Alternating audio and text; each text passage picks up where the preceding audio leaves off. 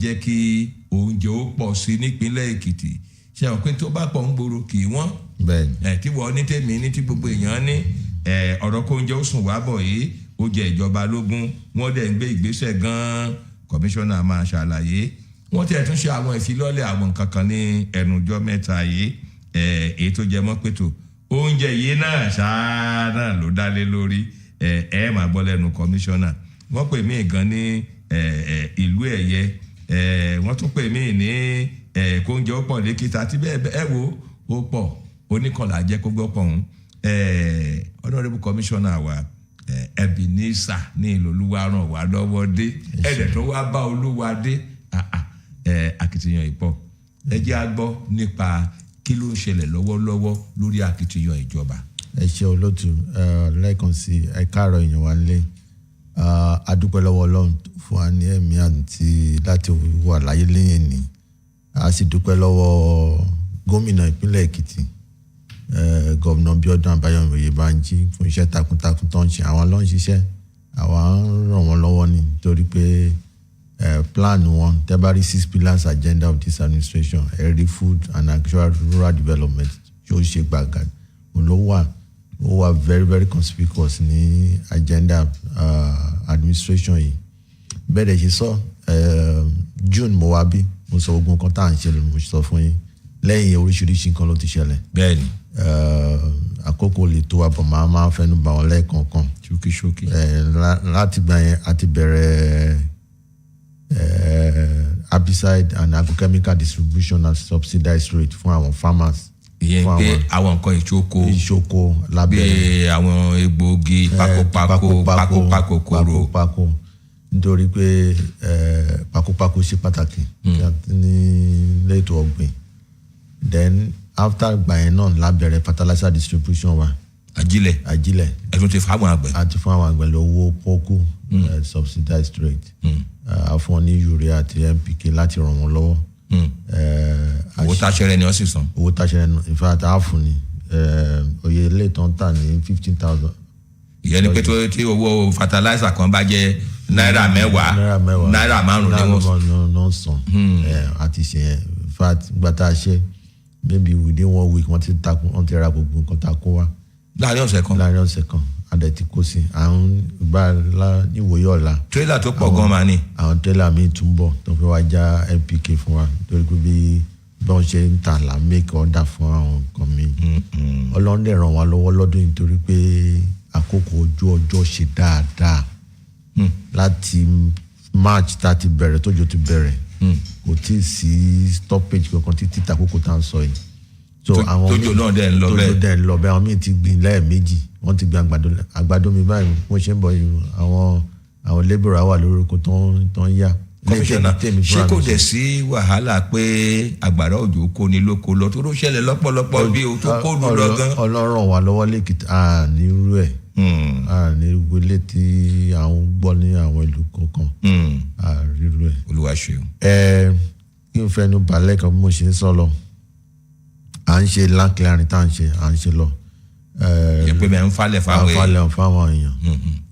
lẹ́ni a ti ṣe more than 115 clusters cooperative group association youth association tá a ti ṣe fún wọn. tó ti lé àádọ́jọ tí àwọn yẹn dẹ̀ ti gbé nǹkan lé lórí. àwọn youth wa tó wà ní agriculture they have close to 3,500 hectares tó ń ṣiṣẹ́ lé in fact bá a ṣe ń sọ̀rọ̀ yìí búdòsán wà lé Ègbè tẹ́ bá dé Ègbè ní Ẹgbẹ́ Òde iṣẹ́ ń lọ níbẹ̀ tá a ṣe open fún àwọn youth our youth lẹ́nu there are about 13 ops nothing operate. ọ̀nà bíi mẹ́tàlá. wọ́n wà ní Ọ̀sẹ̀ wọ́n wà ní Poro wọ́n wà ní Kẹrẹ wọ́n wà láramọ̀kọ wọ́n wà ní Ìyẹmẹ̀rẹ̀ wọ́n wà ní Gẹ̀dẹ̀ wọ́n wà ní Òkè Àkó wọ́n wà ní Ègbè wọ́n wà lọ́gọ̀tún wọ́n wà ní Òmùọ̀ gbogbo bẹ́ẹ̀. tẹ̀kọ̀ ń falẹ̀ lọ fún wọn and wọ́n dẹ̀ gbé in fact àìní request a fẹ́ kọ́ nǹkan tó ń pè ní crib tó máa ń kó àgbàdo sí.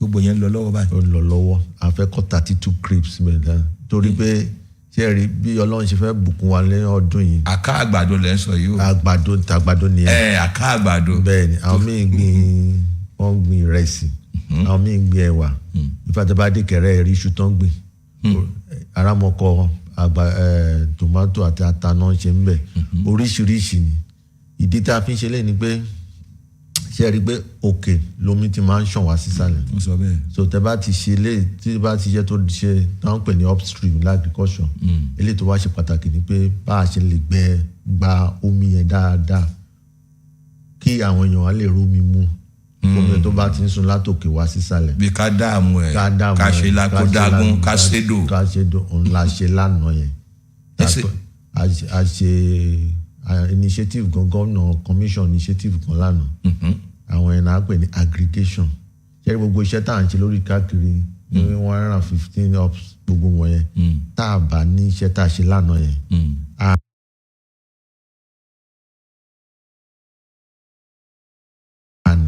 ìfẹ́ tẹ̀lé Èkìtì. ká jẹ́ àkójọpọ̀ rẹ̀ lájòrí ọ̀rọ̀. Yes.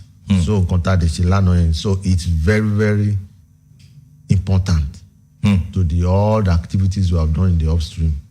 So nǹkan tá à ń ṣe ni pé gbogbo àgbàdo tá a fẹ́ rà ẹ̀wà tá a fẹ́ rà ata ni o ìrẹsì gbogbo ẹ̀ à lè aggregate sójú kan. Ẹ̀dá bá ti aggregate sójú kan the second level ni pé ká wá ní retail outlet tá a ti máa tà fún àwọn èèyàn wa òun láti ṣe tá a pè ní oúnjẹ Èkìtì. So ibi láti máa ta so lọ́pọ̀ kọ́ ọ̀yọ́ nǹkan méjì la ṣe lánàá aggregation point tó wà ní textile governor commission a ní àìwá síbẹ̀ bá ṣe sọ̀rọ̀ yìí a ní ìrẹsì tí a ti àkójọpọ̀ àwọn irúgbìn wa a ní kó lè wà lójú kan then àwa tún commission oúnjẹ Èkìtì ní agric ọlọ́pẹ as the first point. táwọn èèyàn ó ti mọ wọn rí oúnjẹ Èkìtì rà. lánàá la ọgbọ́n èyí sọ̀rọ̀ olórí ewé of Adó Èkìtì àwọn ló commission fún wa in fact àwọn ló kọ́ ra nǹkan ń bẹ̀ lánàá. èyí sọ̀rọ̀. bẹ́ẹ̀ ni wọ́n ra gàrí wọ́n dẹ̀ ra ẹ̀wà so tẹ bá débẹ̀ lé ní gàrí wà ń bẹ ẹ̀wà. ṣé nínú ètò ẹ̀kọ́jọ aggregation yẹn. ètò aggregation ní ta kójọ ní textile yẹn. ẹ̀hún làwọn máa tà ní agricole pẹ̀lú owó kámọye ṣùtà á ní. bẹ́ẹ̀ ni kámọye àgbàdo tó wà. ìrẹsì káṣá máa kó wọn jọ bẹ́ẹ̀ àjẹsẹ̀ wa máa kó wọn lọ ọjà láti lọ tà. orísun bí tá a ti máa rà á. bẹ́ẹ̀ ni. amòye tí ó ń taṣu lọ́jà ní ìsìn téèyàn bá débẹ̀ tó fẹ́ ra aṣù márùn kọmíṣánná èló lèyìn ó mú dání. ṣe rí iṣu. kábọ̀ bóyá ó pọ̀. so ọ̀rọ̀ yìí ń lọ lórí tìṣu eléyìí nǹkan méjì tá a níbẹ̀ látẹ̀lera lẹ́yìn àgbàdo wà then gàrí wà àtẹ̀wà nǹkan tá à ń ṣe ni pé a wá láti da market ká. ẹ lè dọjà rú ẹ fẹ́ bọjà jẹ but everyday la ń gba price gàrí kóńgò gàrí kan everyday la ní àwọn tó ń lọ ọjà tó ń gba price. táwọn òye tó jẹ́ lónìí o kóńgò gàrí £1 lénìí o. mo kàn fi. bóyá ẹ bá bí àpẹẹrẹ. 10 naira tó bá wá rí bẹ́ẹ̀. tó bá wá rí bẹ́ẹ̀ eléyìí tá a wá ń tà á lẹ́sì ju yẹn lọ. díẹ̀ tó jẹ́ pé. kò ní bọ́ sí lájì. yẹni pé tí wọ́n bá ń ta ní náírà mẹ́wàá ẹ̀yin lè ta ní náírà méje àbí náírà mẹ́jọ. so náírà méjì tó kù yẹn á wà lápò àwọn consumer lẹ́kìtì wọ́n lè fi ra ata sí orí ẹ̀. wọ́n á fi yẹn ṣòwò ẹ̀ padà. Well, welcome once again, Honorable Commissioner for Agriculture and Food Security. To kickstart, at least from the angle of English language, let's talk about yesterday's development. Yes. I'd like you to enlighten us on the Ilueye Aggregation Hub and the Ekiti retail outlets. Okay. What do these facilities seek to achieve? All right. So as I've explained in Yoruba, we have worked in the upstream sector. So in agriculture, we have upstream, midstream, and the downstream. A lot of work have gone into upstream sector. We have clear land. I don't think there's any state in Nigeria that have done what we have done on land clearing. We have done, as the governor said yesterday, we are targeting 5,000 before the end of this season. And we are very close to that. As I said it in Yoruba, we have established about 115 farm clusters in Ekiti. So we have done a lot in the upstream. We have given subsidized seed, subsidized agrochemical, subsidized fertilizer to the upstream. We have tried that. The road, also that the midstream is also to bring it from the farm to the market. So the road, The road access also has been so fantastic. Through ramp, through Fadaman, we'll be able to achieve some level of success on that. But if you have a pass or you have done marvelously in the upstream and you don't tie your downstream, all the profit, all the effort you will not see it, transcending to a tangible thing to the consumers. And that's why we came up with the idea of having Ilueya Group Aggregation Company Limited. It's a company. It's a special purpose vehicle that government set up to actually address that. And what it does is that it will help us to have an aggregation point, all our food items. Before this administration, what we say is that every morning when you go to Uroko side, you see trailer load. When you go to the Abuad side, you see trailer load. They are taking our produce from Ekiti to other states to go and sell. And sometimes it's recycled. For example, they take your rice from here to go and mill, and they will bring it back to sell to us at very, very exorbitant price. And it's not, and we are the one that produce it. But because we are not taking care of the downstream sector, it doesn't portray a lot of activities within that sector. And that's why we came up with that idea. So the idea yesterday was that, number one, it creates market to our farmers. So farmers know where to sell their produce. As of yesterday, I have a lot of farmers even a lot of farmers association that are saying they planted rice that they are going to start bringing it by next week. So they know where to sell their produce. So agric is market driven.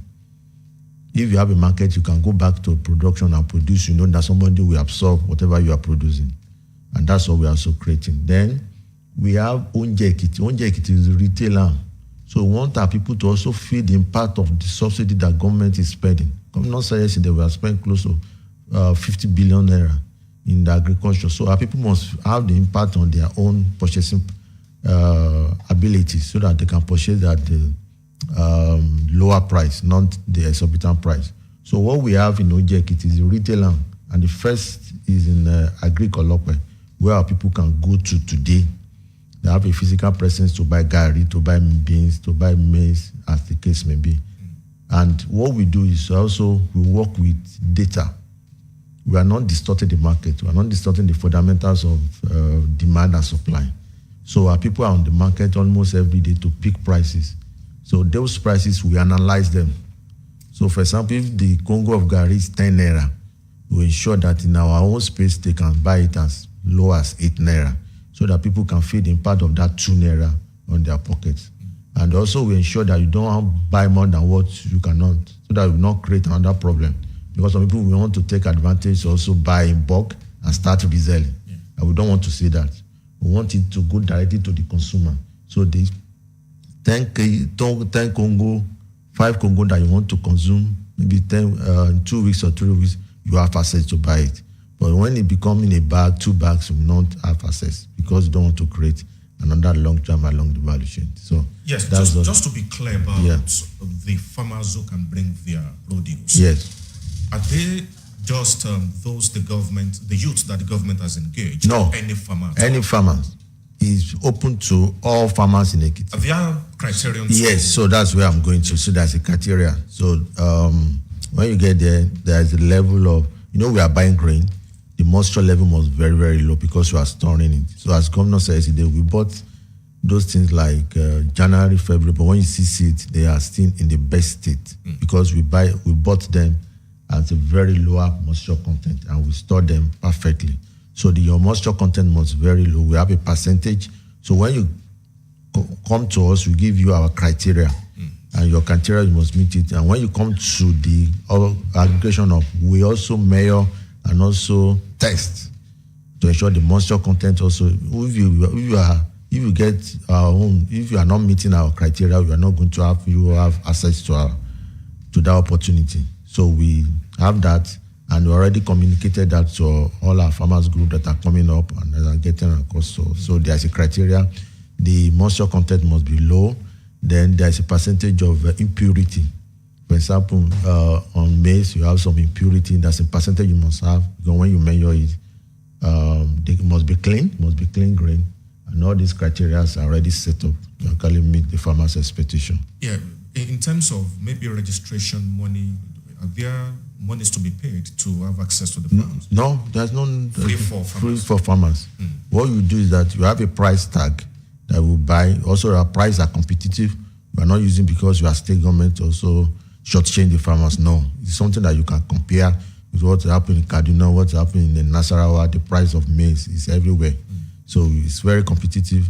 But what we do is, because we are government, we also ensure that if you are in Ikole, for example, all the farmers in Ikole will start as much as possible to match them together so that a trailer can go there and pick them instead of everyone bringing a little by little, and it increases the cost of logistics and cost of transportation. Yes, you mentioned earlier in Yoruba what the government has been able to do in terms of subsidizing herbicides and fertilizer for farmers and distribution. Yeah. Part of the complaints is that people don't know where to, access some of these items. Maybe you want to speak about that. Oh no, everybody knows. The farmers groups, we communicate. We do everyday communication. The farmers, the chairman of our farmers association, I'm on their platform. All farmers in Ekiti, I'm on their platform, and we distribute our information. In fact, the day we commence the distribution, the chairman of farmers association was there. The day we started the fertilizer distribution, it was there and their members. So people. So for fertilizer, is at ADP office in Odoado. That's a normal way. They have been doing it for the past 10 years. That's a normal center for the fertilizer distribution. For agrochemical is in Fadama at the new secretariat at Ekiti. So they know the content. They have been utilizing the space for some time. Yeah. ọ̀rọ̀ lẹ́ ń gbọ́ lóde ẹnu gbogbo èyí tí ẹ̀ ń gbádùn ètò Èkìtì lónìí, Èkìtì Today. Ọlọ́lá kọmíṣánná wa wọ́n tún pẹ̀rẹ̀pẹ̀rẹ̀ bí àwọn nǹkan kan ṣe wà nínú bó ṣe ń lọ lọ́wọ́ lẹ́ka ètò iṣẹ́ àgbẹ̀. Inú mi dùn pé ẹ̀yin àgbẹ̀ tẹ́ ń gbọ́ wa báyìí, eku la wá gbọ́ báyìí, a sọ fún toko wípé ẹ wá o lọ́wọ́lọ́wọ́ o lánàá òde yìí ni ìjọba ṣe, ọlọ́lá gómìnà wa fúnra ẹ̀ ni wọ́n ṣe ìfilọ́lẹ̀ ibi àkójọpọ̀ gbogbo ire oko tí wọ́n pè ní aggregate kílẹ̀ pé aggregation náà mi ìfẹ́ kéyìn mi ó ká ni ibi àkójọpọ̀ gbogbo ire oko tí yẹn wà ní ibi textile àtijọ́ ní Bàṣírí. Lẹ́yìn ìgbà yẹn ibì kan tún wà tán pè ní orúkọ oúnjẹ Èkìtì. Oríkò oúnjẹ Èkìtì tí à ń sọ yìí, ìyẹn wà ní àgíríkì Ọlọ́pẹ. Ibẹ̀ la ti ń ta àwọn èrè oko tá a ti kó jọ wọ̀nyí fún ẹ̀yin aráàlú ní owó tí ò gara jù. Ṣé ti ń gbàlàyé mi dáadáa? Wọ́n tún jẹ́ kó yé wa báyìí pé lọ́wọ́lọ́wọ́ o gbogbo ẹ̀yin ọ̀ṣàgbẹ̀, ìjọba ó ti ṣetán láti máa ra èrè oko yín. Kò wá jẹ́ pé àwọn àgbẹ̀ tíjọba dá lókòwò nìkan, àgbẹ̀ pátápátá ni wọ́n sọ bí wọ́n ṣe pín fertilizer. Ẹ̀yin àgbẹ̀ ẹ máa ṣẹ̀rí ọ̀rọ̀ o, wọ́n lẹ́yìn ṣé a máa nu ẹlẹ́kànjẹ̀ka àgbẹ̀ gbogbo lẹ́wà ń bẹ̀. tó bá wá rí bẹ́ẹ̀ ó ṣaládùn ara mi. Mo wá fẹ́ na ìbéèrè yìí sí ọlọ́lá kọmíṣánná wa. Nǹkan méjì mo fẹ́ béèrè. Ètò tẹ́ ń ṣe yìí máa gbáyé o, ṣùgbọ́n tá a bá wà lọ́jà, tá a bá wò gbòòrò, ọlọ́lá kọmíṣánná wa, ẹ rí i pé tí àwọn àgbẹ̀ kan àbí àwọn àwọn ọlọ́jà oko, àwọn alájàpá tí wọ́n bá ń kórè oko bọ̀, àwọn kan ti wà tí ó dúró gbà á. Àwọn sọ pé tèmi lélẹ́yìí. Ojú àwọn ọlọ́jà oko yẹn ni wọ́n sì ti máa dá iye ilé ọjà wọn lójú ara wọn. Tí wọ́n pè ní alágbàtà, àwọn ẹni ẹ̀rín middleman. Bẹ́ẹ̀ dé àwọn ìsọ̀ iṣu gbogbo, bóyá àwọn bí odò ọ̀rọ̀ ìkankan, àwọn ibi tí àwọn ìsọ̀ iṣu tán ti máa ń kó sójú ọ sí, wọ́n ti tú aṣọ, wọ́n ti fi lé lórí. Àwọn iṣu tán bá ti mọ gèlègèlè, àgbẹ̀ ló já nǹkan ẹ̀ síbẹ̀ o. Àwọn kan ti gbà, wọ́n ti wà ń bẹ̀. Àwọn ni ó sọ pé oyè báyìí ni. Kí ni ìjọba ń ṣe láti mú àtúntò bárù nǹkan bẹ́ẹ̀ yẹn, tálágbàdà òfin ní máa tọjà dọ̀ wọ́n mọ́ wa lọ́wọ́, tí wò sọ̀dẹ̀ mí sì wá máa jẹ oyè onísọ̀ lójú onísọ̀ gan-an. Ọlọ́lá kọmíṣánná. Ẹ ṣeun. My colleagues in the Ministry of tó wà ní ètò trade and investment, yes, they have program to handle that. But máa ń sọ kan tí platform tá a pè sílẹ̀ lánàá yìí tá a ṣe tó yàtọ̀ sí nǹkan tá a ṣe ṣe rí middlemen they do their own business wọ́n ṣiṣẹ́ wọn wọ́n ṣòwò wọn àwọn dẹ̀ ń ṣe tiwọn lọ́tọ̀ àwa ò wá láti tamper pẹ̀lú anybody we want to create alternative platform tó jẹ́ pé ọ̀nà míì ọ̀tọ̀ táwọn èèyàn wa tá lè ní access táwọn èèyàn wa lórí oko. ìwọ tó níṣẹ́ tiẹ̀ tó bá fẹ́ gba ọ̀dọ̀ alágbàtà bẹ́ẹ̀ni bí tó lè yàgbá wà. tó lè yà wá ṣe pé tá a bá fẹ́ lọ Èkó there are so many ọ̀nà oríṣiríṣi ló wà. ọ̀nà kan wọ́jà bá ní. ọ̀nà kan wọ́jà a lè gba Ọ̀rẹ́ a lè gba Ìbàdàn oríṣiríṣi nǹkan tá a fẹ́ ṣe nìyẹn. ẹ ṣeun lórí bí adẹ̀ṣe ń sọ lọ́wọ́lọ́wọ́ yìí náà àwọn irè oko tí ẹ̀ ń pín àwọn nǹkan ìtọ́jú oko bíi egbòogi lílò bó ló ṣe ń dọ́wọ́ àwọn àgbẹ̀ bí wọ́n ṣe ń mọ̀ pé kinní yìí o àwọn ló wà fún tọ́rọ̀ tí kinní ò ní máa bọ́ sọ́wọ́ lọ́wọ́. ẹ ṣeun wo lótú ṣẹ́rí kan tá à ń ṣe ni pé a mọ àwọn àgbẹ̀ wa dẹ̀ mọ̀ wá ẹni tó ń ṣe àgbẹ̀ a mọ̀ nítorí pé from local government láti ní àwọn extension services tó ń gba detail wọn then so tẹ́ bá ti wá tá à ń béèrè gbogbo detail ìbolóko yín wà kí ni NIN ní oríṣiríṣi à ní opportunity láti mọ̀ pé àgbẹ̀ ni then àtà fún oní limit tá máa ń tà torí pé àfẹ́ káwọn èèyàn àgbẹ̀ míì gan lè tuta tàbá tó bá ní opportunity láti rà for example tó bá ní oníye tẹ́nìkan lè rà torí o lè gbé mọ́tò wá sí kó ló fẹ́ lóòdù a ní pé lónìí kí ni size oko ẹ̀ kí ló oríṣiríṣi kan wọ̀nyí là ń get opportunity láti mọ̀. bóyá agolo méjì là á lè ta fún ọ. So I need limit to stand and the limit is also to láti má jẹ́ káwọn èèyàn kó rà kó má lọ tuta. gbogbo nǹkan tá à ń ṣe ní agrochemical and fertilizer wa nìyẹn and ó dẹ̀ work dáadáa but a lè wá gẹ́gẹ́ bí cooperative o. tó bá jẹ́ cooperative ní àbí àwọn cluster tá open ṣe é pé àwọn cluster tá open náà àwọn mi wà ní 20 hectares. alóye àwọn tó wà ń bẹ. alóye ìsàrè oko tí wọ́n ṣe. bẹ́ẹ̀ ni wọ́n á fún wa lórúkọ wọn wọ́n á fún wa lẹ́yìn náà ni wọ́n. nítorí pé àwa la lọ tá lọ ṣe láǹkìlá a mọ̀ wọ́n a ní data wọn so I check from our database ìjànlẹ́wà kí lórúkọ yín a rí orúkọ yín a mọ̀ gbogbo àwọn tá a ṣe oko fún bẹ́ẹ̀ a lè ta fún wọn. ẹni tó yẹ kó gbógun ò ní gbọ́gọ́ta. so gbogbo nǹkan bẹ́ẹ̀ là ń ṣe. ẹ kú ètò ẹ kú bó ṣe ń lọ. Yes, just a quick one. Cluster farming. Yes. Maybe you can update us as to how far you have gone. Have you extended beyond some of the communities you started with? Cluster farming. Yes, as I said, as of today, we're on 115 farm clusters that we have created in Ekiti. And we have the list. I think we distributed it sometimes last 2 weeks of all the 16 local governments. We have some that are more than the others, because it's organic.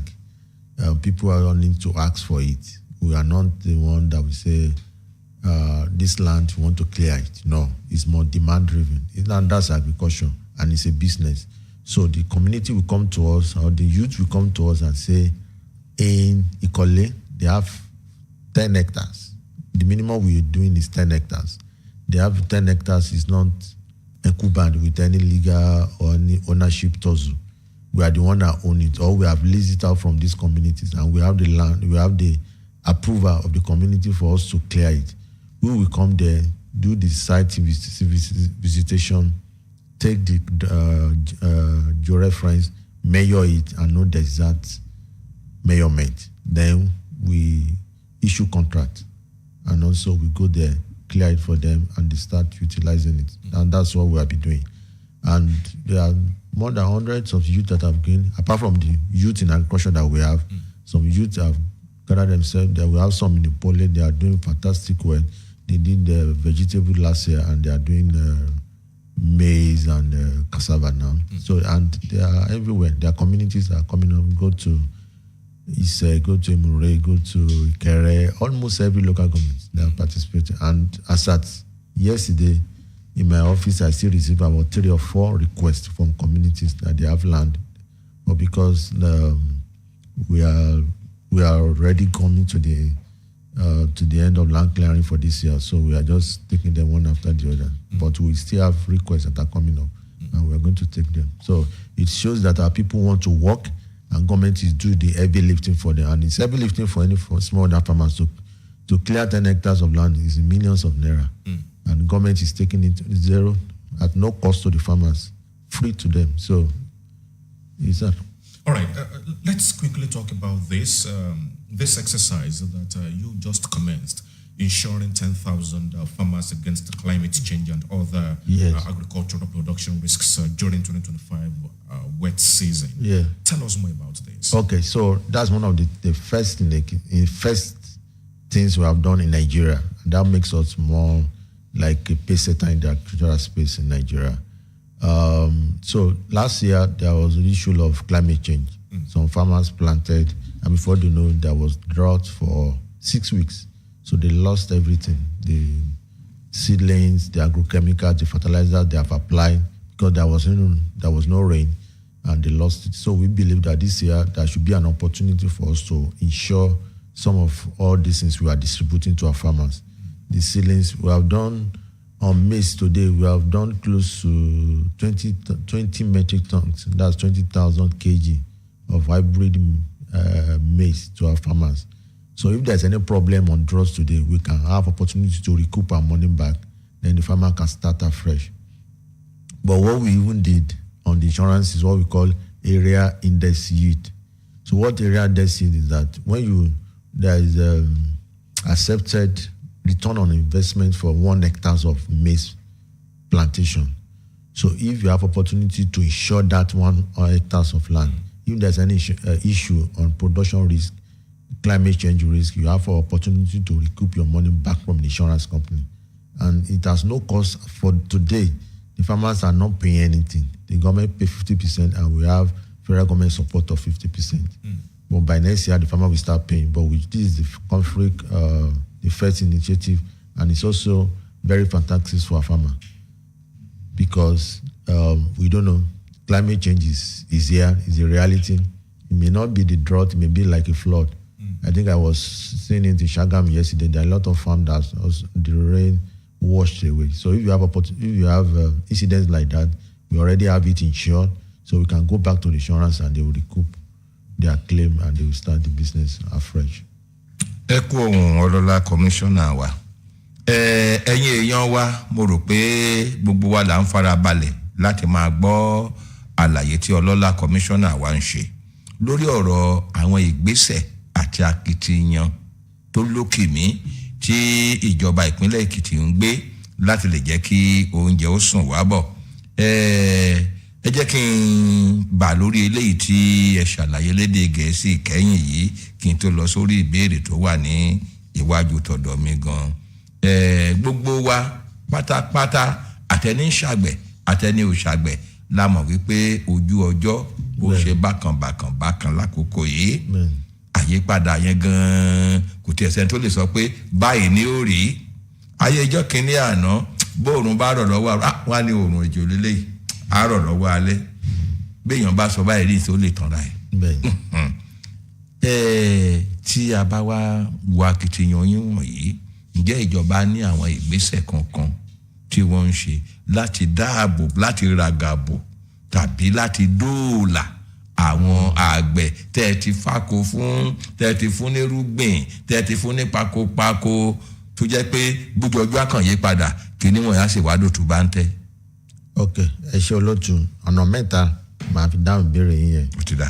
Ọ̀nà kínní eléyìí tí mo bá Ayọ̀ sọ, a ní insurance cover on climate change issues. Ètò adójútòfò tí a ti ṣe fún àwọn àgbẹ̀ tá à ń fún ní irúgbìn, àwọn àgbẹ̀ tá a fáko fún, àwọn àgbẹ̀ tá a fún ní fertilizer, gbogbo àwọn yẹn wọ́n ti wà covered under that insurance. Lórí sábàbí àyípadà yẹn ojú ọjọ́ wọ́n ti wà covered. Ìkejì ni pé ṣẹ́rí bí ojú ọjọ́ ṣe ń yí padà yẹn náà bẹ́ẹ̀ ni sáyẹ́nsì improve sí. Sáyẹ́nsì náà le ayé lọ à ń tọ̀. So we have arrangement with NIMET, that's Nigeria Meteorological Agency. Àwọn tó máa ń sàsọtẹ́lẹ̀ ojú ọjọ́. They have started to introduce some initiatives which will start very soon to our farmers. So our farmers will have access to information. Wọ́n máa gba ìmọ̀ àti àbí ìròyìn. Bẹ́ẹ̀ sọ yẹn tí òjò bá fẹ́ rọ̀ lẹ́ni wọ́n sọ gbà tó jù yẹn á bẹ̀rẹ̀ gbà tá a dá. Wọ́n kì í jẹ́ wọ́n ń ṣe ọlọ́run o, but there is a level of. Bó bá tiẹ̀ máa yí yẹ tó bá tiẹ̀ máa yẹ kó lè pọ̀. So wọ́n á ní opportunity yẹn. Wọ́n lè lójú abẹ́rẹ́ láago 3 kó lọ láago 5 àbí 4. So wọ́n á ní opportunity léde Yorùbá tá a lè fi ka. A lè rí information and then a lè help wọn. Ọ̀nà kẹta tá à ń ṣe òun ni State Executive Council approve solar irrigation last year àbí ní last month. Ìjọba ìpínlẹ̀ Èkìtì ṣẹ́rí gbogbo àwọn ibi táwọn akọ́kọ́ fẹ́ bẹ̀rẹ̀ níbi táwọn youth wà kán lè rí omi nígbàkúgbà. Ṣẹ́rí ibi iṣẹ́ agbára solar ni ó sì máa lò. Ló sì máa lò. Ìbomirin oko. Ṣẹ́rí ibi tá à ń lọ lẹ́kìtì ni pé every day la fẹ́ máa produce oúnjẹ. A fẹ́ máa sọ pé ìgbà ọ̀gbẹlẹ̀ rèé ìgbà òjò rèé. A fẹ́ mọ gbogbo yẹn torí pé kò sí. Gbèsù ẹ̀ ńgbà tó bá wù ẹ́ mọ̀ jẹ gbódò. Gbàgbàdo ẹ̀ ńgbà tó bá wù ẹ́. Kó mọ̀ ká. Gbé ata ńgbà tó bá wù ẹ́. A fẹ́ bẹ̀rẹ̀ ní 4 centers lọ́sẹ̀. Ibi ọ̀sẹ̀ tá à ń lò ní Èmùrè omi wà ń bẹ̀. So gbogbo omi yà kì í lò. A fẹ́ máa lo àwọn surface water wa. So they have given us approval for 4 sites. Ọ̀sẹ̀, Ìkẹrẹ, Adó and Aramoko láti fẹ́ bẹ̀rẹ̀. Omi dẹ̀ ń lọ bẹ́ẹ̀. Omi dẹ̀ ń lọ. So contract yẹn wọ́n ti award ẹ̀ fún ẹni tó fẹ́ ṣe. Níjọba yìí náà. Níjọba yìí. So tá a bá ti bẹ̀rẹ̀ mẹ́rin yẹn tá a bá ti rí bó ṣe ṣiṣẹ́ sí. Gbogbo àwọn farm clusters wà lánàá opportunity láti ní. Jẹ́rìí tí ọwọ́ ò bá dalẹ̀ tí ọwọ́ ò bá dilẹ̀ wọ́n ti máa ń sọ. We can have development very fast. Àìdúró níjó lẹ́fẹ̀ẹ́ fi ṣe. Bẹ́ẹ̀ni. Ìbẹ̀rẹ̀ níṣẹ́. So àwọn ọ̀dọ́ wa tá à ń kọ́ dormitory fún tó ń kọ́lé fún. Ibùgbé láwọn oríko. A fẹ́ kọ́ máa lo ilé yẹn ní ní gbogbo ìgbà.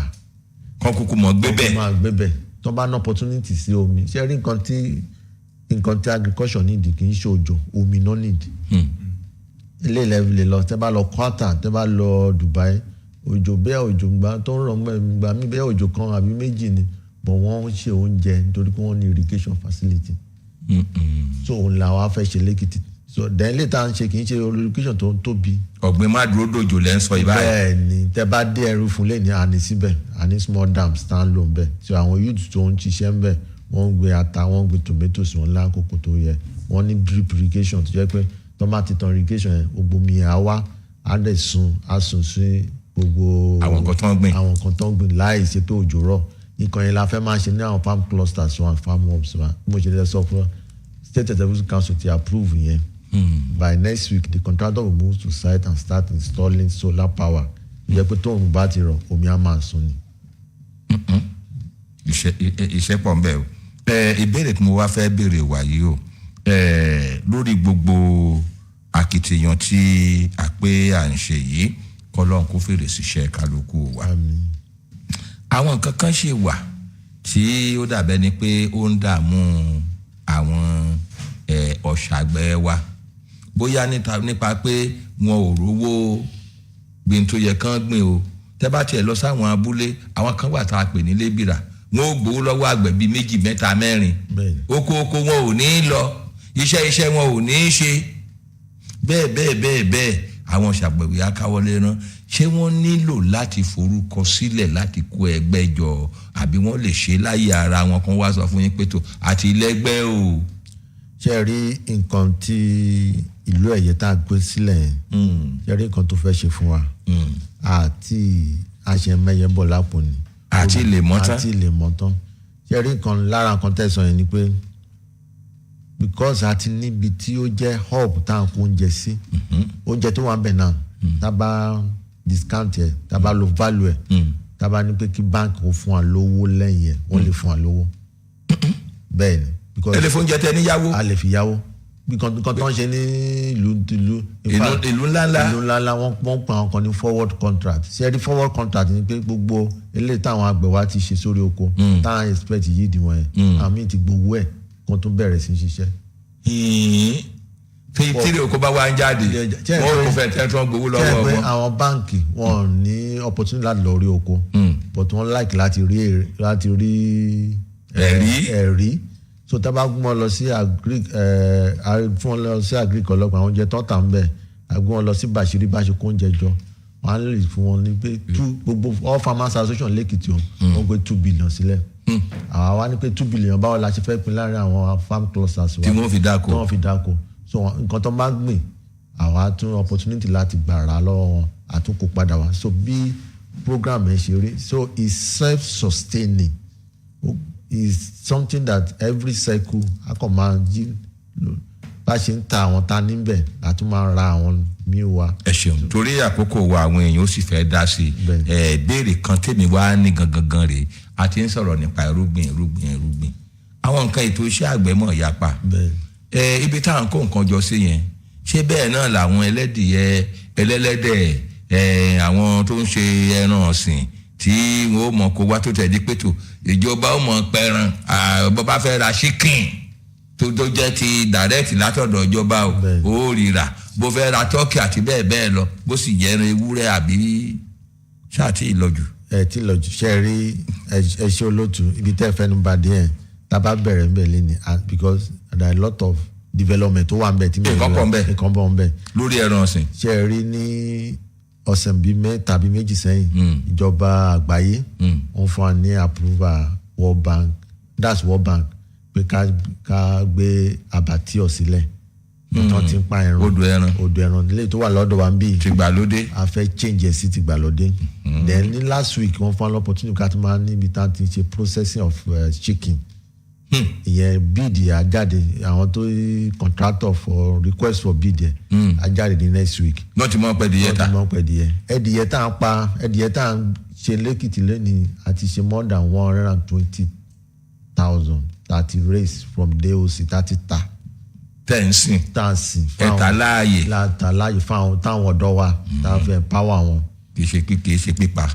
no kò tí ì dọ̀rí pípa. kò tí ì dọ̀rí pípa so tíbi tí pípa wà títí gbàlódé processing plant wọn báńkì àgbáyé approve ẹ̀ ní last week fún wa. olùwàṣẹ. so ibẹ̀ yẹn ṣe rí nǹkan tẹ́ a fẹ́ máa ṣe ni pé eléyìí tá à ń ṣe tẹ́lẹ̀ a máa ń tà síta but opportunity fún wa báyìí láti process ẹ̀ lẹ́kìtì so then àwa ta eléyìí tí àwọn ará Èkìtì fẹ́ rà wọ́n aráyè láti rà á. ètò bá jáde eléyìí tó bá jáde ajáde. Ayọ̀.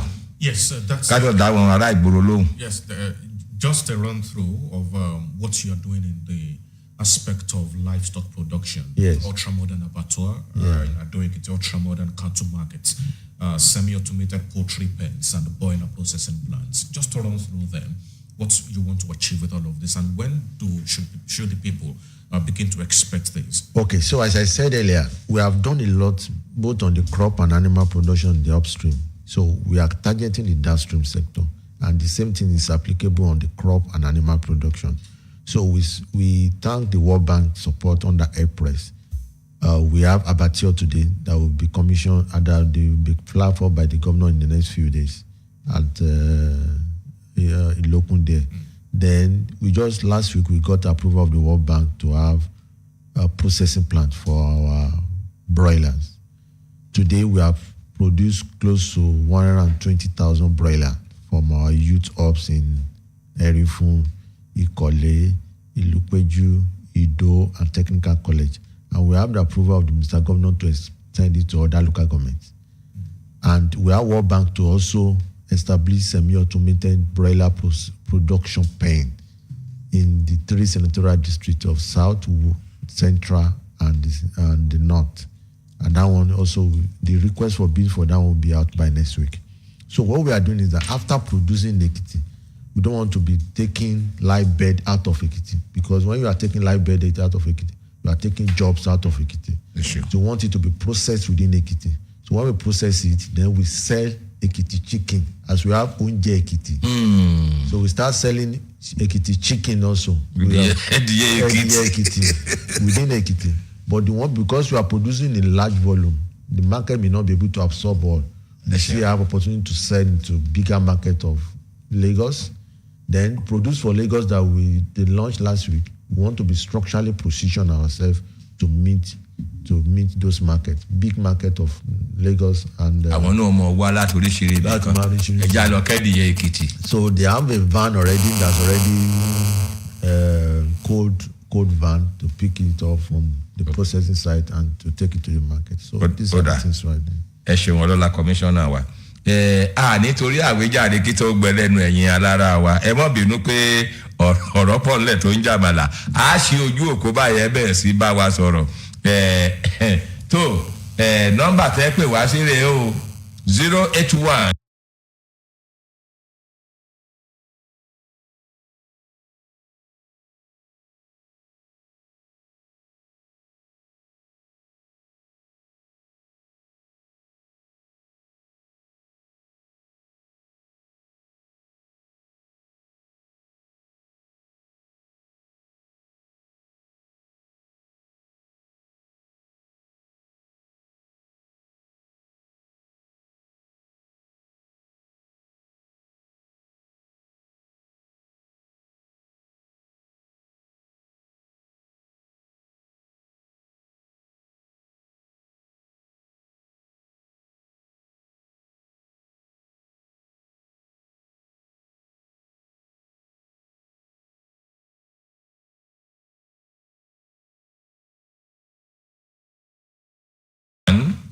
(301)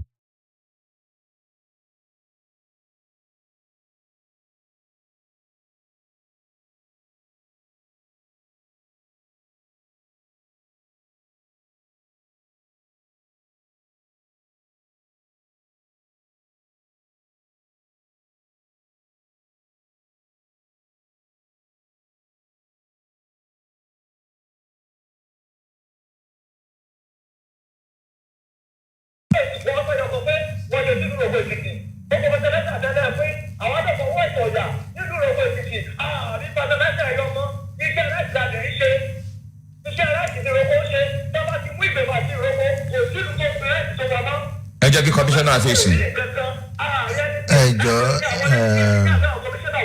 ẹ jẹ́ kí commissioner fèsì o ẹ jẹ́ kí commissioner fèsì. wọ́n ní ọmọ tó bá ṣe apá. òun là ń gbé o. òun là ń gbé. so ẹ jọ tẹ́ bá ní any request ẹ kọ sí wa. Organically là ń. ẹ ti kọ ìrókò sílẹ̀ báyìí. mo ti kọ sílẹ̀. ìrókò Èkìtì. so tó ń bá dọ̀dọ̀ wa last year gbogbo àwọn tó ń gbin ìrẹsì gbogbo ìrẹsì ta ní sí agric ní Bashiri yẹn wọ́n àwọn onírẹsì ara láti Òkèmẹ̀sí Ìdó Ilé Ìkòrò Ìjẹ̀rò Ìjọ̀n Àyíṣẹ̀gbá gbogbo bẹ̀yẹn tó jẹ́ ìgbìmọ̀ rice growing up gbogbo ẹ̀ láti mop up rice because I support wọn ní seedling àfọ̀n ní fertilizer last year because àgbà free látọwọ́ federal government so any of their group wọ́n wá sọ́dọ̀ wa àwa náà fẹ́ fún wọn lágbára but láti kọ́kọ́ wá is a demand need to come. ẹ̀yin ìrókò commissioner ń sọ fún yín báyìí pé ẹ kọ́kọ́ wá o. ẹ jẹ́ á sọ̀rọ̀. ẹ jẹ́ ká sọ̀rọ̀ o. kẹ́yìn náà lè wà láyé àkọọ́lẹ̀ o. àkọọ́lẹ̀ wà lákọọ́lẹ̀. ẹ ṣé o tó ẹ yẹ kan ṣoṣo. ẹ káàárọ̀ ń bẹ́ o. kí ló kọ yín. olórí àlàbí adé lórúkọ mi láti ìlú. ẹ káàárọ̀ mà. mo dúpẹ́ lọ́wọ́ yín ti ìgbẹ́jọ́ mo gbàdúrà lórúkọ Jésù lè fẹ́ ní a máa. ok ẹ rí káàdì. mo dẹ̀ sí kọmíṣánná bẹ́ẹ̀ ni. ok mo dẹ̀ sí kọmíṣánná wa pé wọ́n kó àkókò lọ látàárọ̀. ṣé wọ́n fẹ́ àwọn wà kan fún kọmíṣánná wa.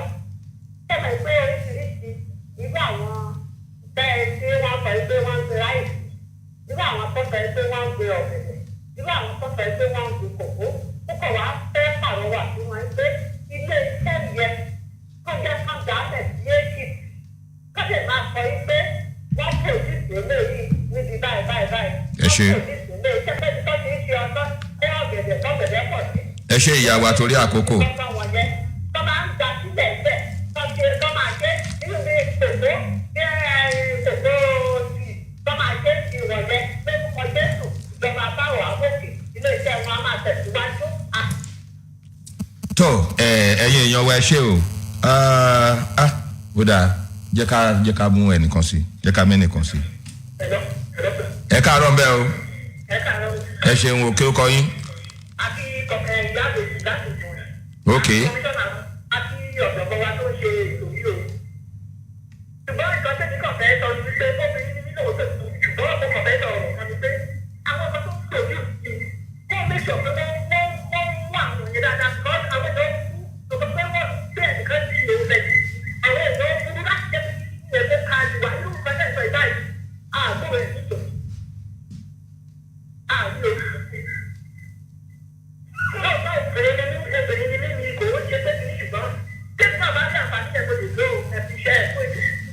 ṣeun commissioner sọ̀rọ̀. Ok ẹ ṣe gbogbo ìbéèrè tá a béèrè àgbẹ̀ wa aṣọ oríṣiríṣi ní oríṣiríṣi intervention láti ṣe aṣẹ́mẹ́yẹ bọ̀ lápò ní bí a ṣe mọ̀ ṣe sọ. ẹ ti nóòtì eléyìí náà. ti nóòtì gbogbo àwọn tó bá fẹ́ kàn kọ̀ sí wa kàn bẹ̀rẹ̀ láti local government there are station officers in local government tó wà ní LCDA oríṣiríṣi náà wà ń bẹ̀ jẹ́ kàn kàn sí wọn tó bá ti kàn sí wọn wọ́n á lè aggregate redemand wọn wọ́n á dẹ̀ kó wọn wá but tó bá tún wà gẹ́gẹ́ bí cooperative á jẹ́ kó tètè yá ká lè tètè dá wọn lóhùn but bí mo ṣe sọ à ń gbọ́dọ̀ ṣe apá kí ìjọba kó lè gbé wa oríṣiríṣi program làwà but ká sọ̀rọ̀ àwa di mímọ̀. bẹ́ẹ̀ ni kòkó oríṣiríṣi gbogbo kan yẹn láti intervene sí ní. àkókò yẹn ti lọ pátápátá ní gbólóhùn kan kí làwọn nǹkan tí ó yẹ ká béèrè tá a béèrè àbí ń tẹ́yẹ ká sọ fún wa tẹ́ tí ìráyè sọ gbólóhùn kan péré ká máa dágbére àti lọ.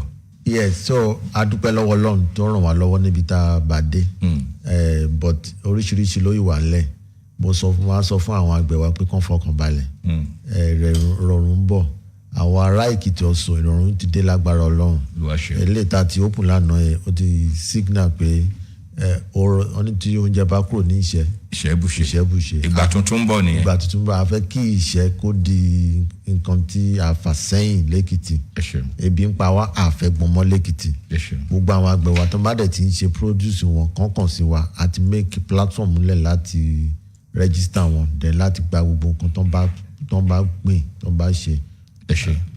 tó lórí social media arọ́wọ́ yín tó pọ̀ gan-an ẹ mà ṣe o ẹ̀yin tẹ́ sọ̀rọ̀ lórí Facebook ẹ má bínú sí wa àkókò kó wa nípa pàpàmọ́ra Ayọ̀.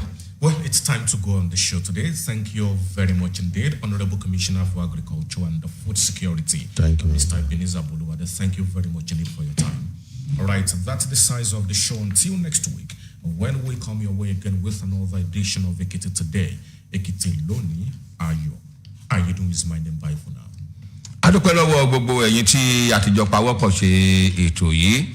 Mo mọ̀ pé tí ètò yìí bá ti wà general manager iléeṣẹ́ rédíò yìí gan wọ́n dúró gbágbágbá ni àjọ ń ṣiṣẹ́ ìpọ̀ ni lágbára Ọlọ́run á máa ju wàá ṣe àtàwọn olùdarí ìròyìn àti gbogbo ẹ̀ ṣáàjì akọ̀ròyìn ọ̀hún kó kún.